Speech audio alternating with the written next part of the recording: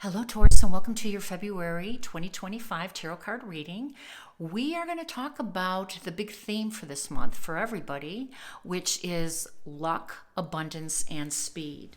And that's because one of our planets, Jupiter, luck and abundance, is turning direct, and the other one, Mars, is turning direct as well for speed. So we are finally going to pick up our pace, and we're going to do it in the most lovely way, the most expansive, pure, magical way, thanks to Jupiter. So let's see what that means for you. I'm just going to grab one of these. Transformation. Let love transform you. Oh my goodness, forever. I like it. All right. For Taurus, February 2025, luck, abundance, and speed.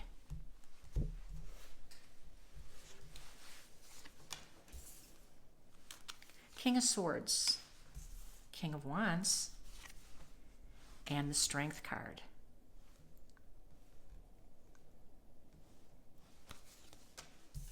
The Chariot, Ten of Swords, Six of Wands, the Empress, Seven of Pentacles, and the Four of Pentacles. All right, so let's take a look at this. So right off the bat, the Empress has popped out and caught my attention because she represents Venus. She represents the goddess of love, abundance, beauty, harmony. And she is going to be in your 12th house, your house of healing, your house of spirituality, your house of calm. And so this is going to be a great period for you just to kind of get away from the fray of things and the stress of things and take some time out. Pamper yourself, do some self-care, luxuriate, because you've got some work to do in that 12th house, but you can be comfortable doing it. Now I say that because it's the transformation card here. Let love transform you forever. And so you're going to be finishing some unfinished business, meaning there are some goodbyes and maybe apologies, or just business has come to a closure. Something that's really that you put a lot of effort into. Now, the Ten of Swords 10 represents the ending, but 10 represents energy, right? Not just one or two swords. We're talking about a period of time, a long period of time perhaps, where you have put in a lot of effort and a lot of energy, and you're just kind of collapsed with it. You're over it. It didn't end in the way that you wanted to. But what's interesting here is the Six of Wands right next to this Ten of Swords suggests that it did end well. It just is your perspective. You know, if you can transform what you perceive to be a hurtful situation, and probably it was, or one of great disappointment, and turn that into some momentum moving forward.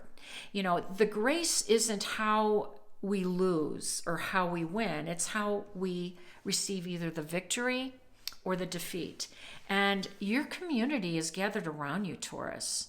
You have your community's appreciation. They're looking at you in awe.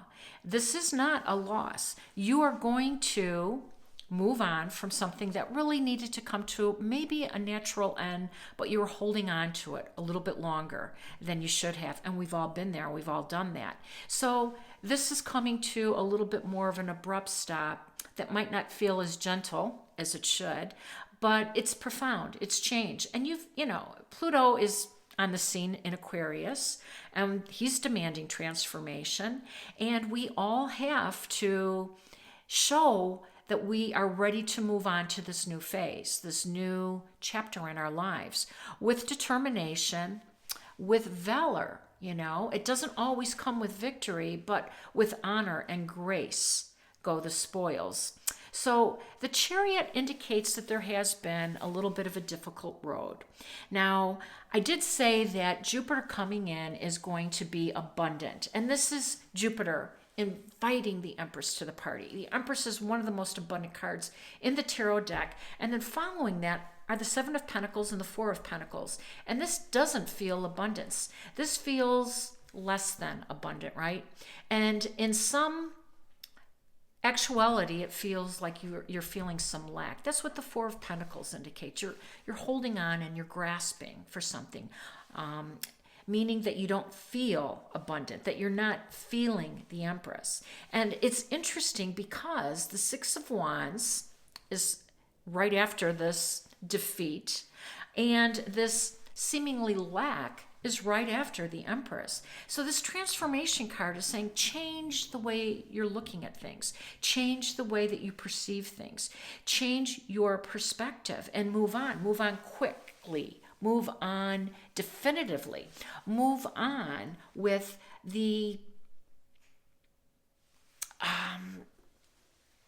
determination that comes from these kings. Now, the King of Swords and the King of Wands are powerful kings because, yes, they have some battles out there and sometimes they lose them, but they just ready themselves for battle again so that they can win, so they can defeat their enemies. That's the whole thing. They have this mentality that there is going to be a few losses, but for the greater good, there will be gains down the road. And that's what I think the message is here. If you change the way you're looking at things. Now, the Strength card is really about courage and the determination, and that lies within you, Taurus. And I think with Uranus in your sign, you have been absolutely challenged, and it has been a little bit of a bumpy ride for you. But Uranus is unpredictable, and Uranus has been a little unstable, and that's been good for you because it's taught you to jump back into the winner's circle, to get back onto the throne, right? To win a few battles because you have the experience now of some of the losses that has taught you that the world is abundant. There's always more. You are not lacking. All right, let's see if we can get another card.